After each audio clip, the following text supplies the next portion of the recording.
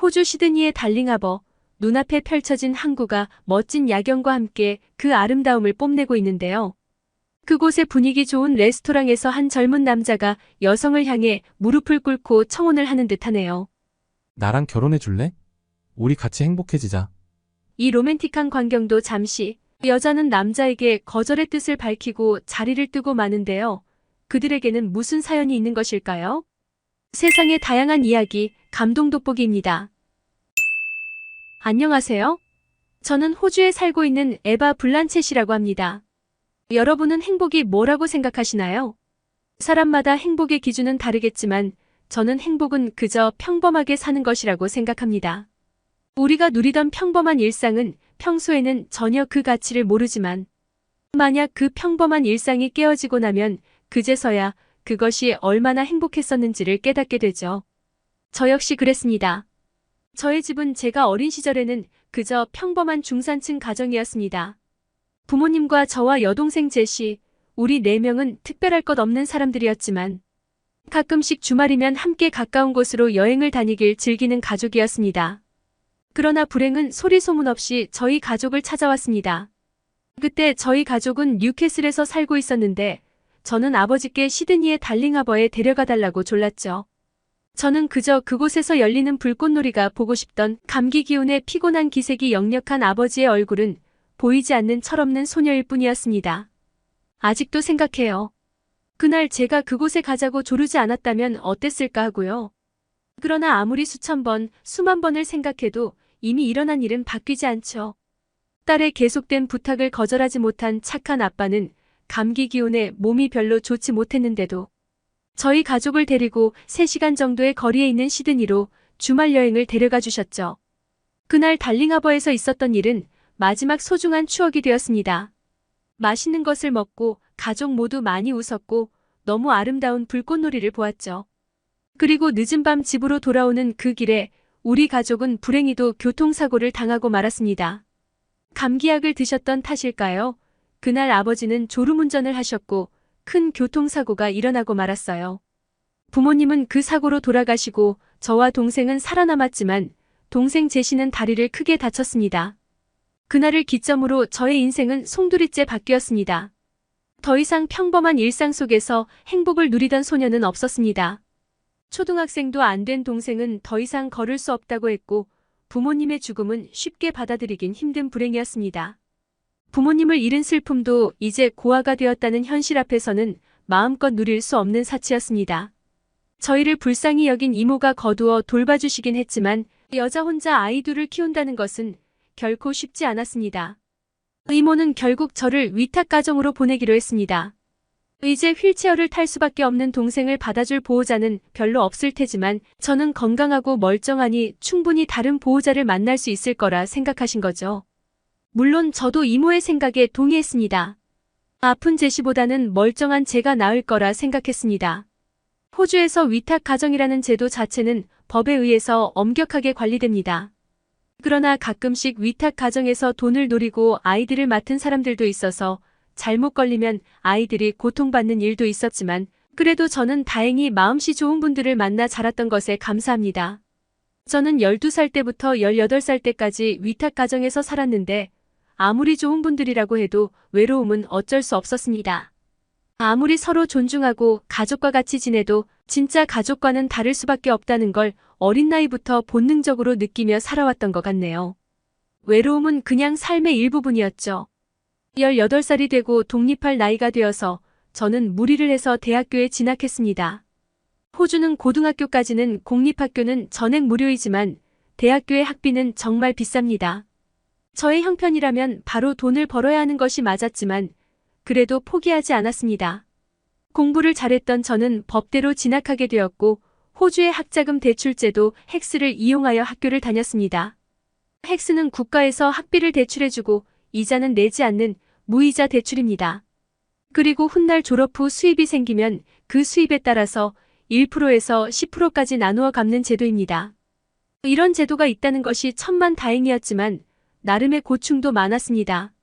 남들은 공부만 하기도 벅차하는 법 공부였지만 저는 공부만 하며 살 형편이 못 되었습니다. 늘 시간을 쪼개어 아르바이트를 했죠. 정말 기본적인 생활비를 제외하고는 그렇게 번 돈 일부는 항상 동생을 돌보느라 고생하시는 이모한테 적은 금액이라도 보내려고 노력했습니다. 그리고 하루라도 빨리 학교를 졸업해서 동생을 제가 직접 돌보고 싶었습니다. 이모가 언제까지 제 동생을 돌봐줄 수도 없는 노릇 아니겠어요? 아무도 제 가족에게 일어났던 불행한 사고의 책임은 불꽃놀이를 가자고 졸랐던 저라고 말하지 않았지만 저는 늘 죄책감을 안고 살아가고 있었습니다. 그래서 그 사고로 장애인이 된 동생을 평생 책임져야만 한다고 마음먹고 있었습니다. 그것이 가슴 아픈 사고로 자식을 남겨두고 세상을 떠나신 제 부모님께 사죄하고 홀로 멀쩡히 살아남은 것에 대해 약간이라도 죄책감을 덜 수 있는 방법이라고 생각했습니다. 늘 쫓기듯 공부하고 학교를 다니며 아르바이트를 하던 저는 항상 잠이 부족했습니다. 그러던 어느 주말 아침이었습니다. 그날은 아르바이트 하던 식당의 주말 오픈조였습니다. 다른 직원들보다 2시간가량 일찍 와서 매장 오픈을 준비하고 그날 사용할 식재료를 정리하는 대신 빠른 퇴근을 할 수 있기에 그 타임을 택했던 거였죠. 왜냐하면 그러면 뉴캐슬에 살고 있는 이모와 동생을 보러 갈 수 있기 때문이에요. 바로 그때가 한 달에 한 번 제가 가지는 유일한 힐링 타임인 거죠. 그러나 그날은 그만 저는 늦잠을 자고 말았습니다. 잠은 늘 부족했지만 한 번도 그런 일이 없었는데 바로 전날까지 이어진 시험이 화근이었습니다. 눈을 떠보니 이미 출근해야 할 시간은 훌쩍 지났고 저는 허둥지둥 식당으로 출근을 했죠. 늦게 출근을 했으니 퇴근을 일찍 할 수 없겠다. 그래서 이번 달은 제시를 보러 가는 것을 포기해야겠구나 하는 생각을 하면서요. 그런데 이게 웬일인지 늦게 출근한 식당은 이미 오픈 준비가 끝난 상태였습니다. 테라스의 의자도 이미 다 내려져 있고 바닥 청소도 완벽히 되어 있었죠. 이 시간에는 저 혼자 일하는 타임인데 무슨 일인지 영문을 모른 채로 식당 안으로 들어가니 웬 동양 남자 한 명이 안쪽 테이블 정리를 열심히 하고 있는 게 아니겠어요? 제가 놀라 누구냐고 물으니 그는 며칠 전부터 오전 타임에 아르바이트를 하는 사람인데 아직 일이 서툴러 평소보다 좀 일찍 나왔고 마침 오픈 준비가 되어 있지 않길래 시작하고 있었다며 웃더군요.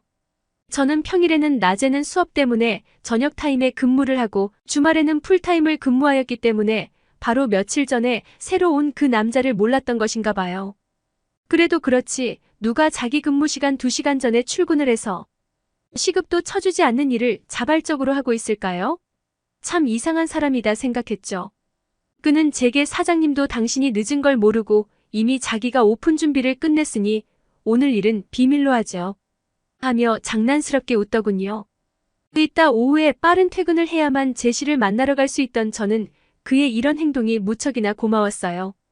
그날 그렇게 그 사람 덕분에 이모와 제시를 만나고 오는 길에 그 남자 생각이 머릿속을 맴돌았습니다. 그 사람이 궁금했지만 평일 근무에는 서로 근무 시간이 달라 마주칠 일이 없었고 한 주가 흘러 다시 주말이 되었습니다. 그리고 저는 다시 한번 놀라고 말았죠. 그날도 그 남자가 또 오픈 준비 시간에 와서 심지어 저보다도 일찍 와서 오픈 준비를 하고 있더라고요. 제가 근무 시간도 아닌데도 왜 이렇게 몇 시간씩이나 일찍 나왔냐고 묻자. 그냥요, 집에 있으면 할 일도 없고 해서. 라고 무뚝뚝하게 대답하였습니다. 혼자 할 일을 둘이서 하니까 평소보다 오픈 준비가 너무 일찍 끝나더라고요. 할 일을 모두 마친 저희는 말없이 홀 테이블에 앉아 있었습니다. 너무 어색한 공기가 흐르던 찰나 남자가 먼저 말을 꺼내더군요. 나 몰라요? 난 그쪽 학교에서 몇 번 봤는데. 제가 사는 게 바빠서 다른 일에는 일절 신경 쓰지 않아서 몰랐는데 그는 같은 학교 학생이었습니다. 그가 자연스럽게 대화를 주도해 나갔고 대화를 나누다 보니 그는 성민이라는 이름의 한국에서 군대를 마치고 유학을 온 남자였습니다. 일을 빨리 배우고 싶다, 윗집에서 공사를 해서 시끄러워서 아침에 일찍 눈이 떠졌다 등등 갖가지 핑계를 대면서 다음 주도 또 그 다음 주도 그는 자신의 출근 시간보다 일찍 나와서 함께 오픈 준비를 했고 그때마다 일을 다 하고 남는 시간에는 대화를 나누는 시간이 자연스러워졌습니다. 그런 그에게 저도 모르게 점점 호감이 갔지만 한편으로는 지금의 제 상황에서 연애를 한다는 것은 사치 같아서 마음을 다잡곤 했어요. 그렇지만 한번 시작된 감정은 쉽사리 사라지지 않는 것이더군요. 그 또한 성급히 데이트를 신청하거나 대쉬를 하는 건 아니었어요. 그저 토요일마다 몇 시간 일찍 출근해서 저의 일을 돕고 남는 시간에 둘이 홀에 앉아 쉬면서 간간히 대화를 나누는 것뿐. 그러다가 2달 정도의 시간이 흘렀을까 마침내 성민 씨는 제게 고백을 했습니다. 사실은 제가 너무 지쳐 보였고 조금이라도 쉴 수 있는 시간을 만들어주고 싶어서 주말마다 일찍 나와서 일을 도왔다고요. 고단했고 기댈 곳 없이 씩씩하게 살아야 한다는 생각 속에서 강하게 마음먹고 살아왔지만 그 순간 그의 고백에 굉장한 편안함을 느꼈습니다. 힘들 때 잠시 기댈 수 있는 사람이 생긴 기분이었어요. 그런 그와 연애를 하게 되고 너무 행복했지만 동시에 오로지 앞만 보고 달려가던 내가 이런 행복함을 느껴도 되는 걸까? 아직 제시도 데려오지 못했는데 연애를 해도 되나? 행복함을 느끼는 요즘이지만 그만큼 걱정과 불안감도 커졌습니다. 그게 저의 현실이었죠. 그러던 중 저를 아주 당황스럽게 만든 그 사건이 일어나게 되었습니다. 그와 레스토랑에서 식사 약속을 잡았던 날이었죠. 약속 장소에서 우리는 평소와 같이 행복한 시간을 보내고 있었습니다. 그런데 웬일인지 그날은 남자친구의 행동이 조금 이상했어요. 불안해하는 것 같기도 하고 조급해 보였죠. 그러다가 무언가를 결심하는 듯한 표정이었죠. 그리고 이내 레스토랑 실내는 저희 테이블 쪽 빼고 모두 불이 꺼지고 성민 씨가 제 앞에서 한쪽 무릎을 꿇으며 저에게 반지를 건넸어요. 성민 씨가 저에게 청혼을 하는 거였어요.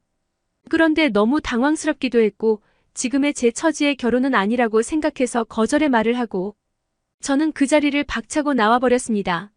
이제는 그 사람보다도 제가 그를 더 사랑했지만 지금 저의 상황 때문에 결혼은 무리라는 생각을 늘 했었거든요. 그리고 무엇보다 저는 아직 그에게 제시에 대하여 이야기하지 못했습니다. 저의 가장 깊은 상처와 마음의 짐을 사랑하는 사람에게조차 드러내지 못했습니다. 그러다 보니 반사적으로 거부 반응을 일으켰던 것 같아요. 책임져야 할 것들이 산더미 같이 있는 주제에 이렇게 착실하고 좋은 사람에게마저 그 짐을 전가하고 싶지 않았습니다. 이렇게 좋은 사람과 연애를 하는 것도 사실 저에게는 사치였는데 결혼은 꿈도 꾸지 못할 일이라고 생각했거든요. 그렇게 도망치는 저를 몇 번이고 기다리고 설득하고 사정하는 착한 남자였기에 결국 저도 마음을 열고 솔직하게 제 사정을 이야기했습니다. 평생의 짐을 당신에게 같이 짊어지고 가게 할 수는 없다. 힘든 삶은 사랑하는 감정을 변화시킬 거고 그럴 바엔 그냥 이렇게 좋은 감정일 때 헤어지고 싶다고요. 제 말을 들은 성민 씨는 한참이나 말이 없었습니다. 역시 그도 미래를 생각하니 암담했나 봅니다. 그냥 제가 먼저 일어나서 가는 게 낫겠다 싶어 나가려고 일어나는 순간 그가 저를 와락 안더니 울먹거리는 목소리로 말하더군요. 얼마나 힘들었니? 정말 애썼어. 정말 고생했다. 그리고 이제는 나와 같이 행복한 삶을 살자. 한국에서 결혼하면 남자를 가장이라고 부르는데 한 가족을 이끌고 책임지는 사람이라는 뜻이 있어. 걱정 말고 내게 기대도 돼. 나와 함께 가족을 만들자. 물론 이모님과 제시도 우리 가족이야. 정말 세상에 이런 남자가 있다니 믿을 수가 없었어요. 아마도 하늘에 계신 부모님께서 저를 위해 보낸 사람이 아닌가 싶을 정도예요. 지금 저희는 우선 한 학기 남은 학교를 졸업하고 한국에 가기로 했어요. 성민 씨의 부모님을 뵙기로 했거든요. 성민 씨의 부모님께서는 제 사정을 모두 들으시고 몹시 안타까워하셨다네요. 그리고 제 동생 제시가 혹시나 한국에 와서 한방 치료를 받아보면 어떨까 제안하셨어요.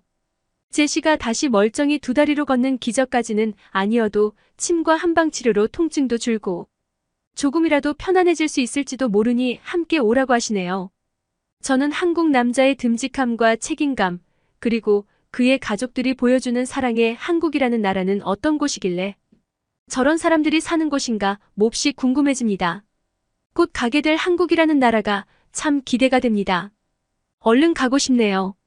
제 사연은 여기까지입니다. 사고로 부모님을 잃고 힘들게 살아가다가 한국인 남자를 만나면서 진정한 행복을 깨닫게 된 호주인 에바 씨의 사연 어떠셨나요? 에바 씨가 꿈꾸던 평범한 삶이 조만간 한국에서 펼쳐질 것 같네요. 에바 씨의 행복을 응원하겠습니다. 감동 돋보기에서는 여러분의 사연을 기다리고 있습니다. 자신의 사연을 소개해주고 싶으신 분은 공식 메일로 언제든지 제보해주세요. 오늘도 감동 돋보기와 함께 해주셔서 감사합니다. 구독과 좋아요는 영상을 제작하는 데 큰 힘이 됩니다.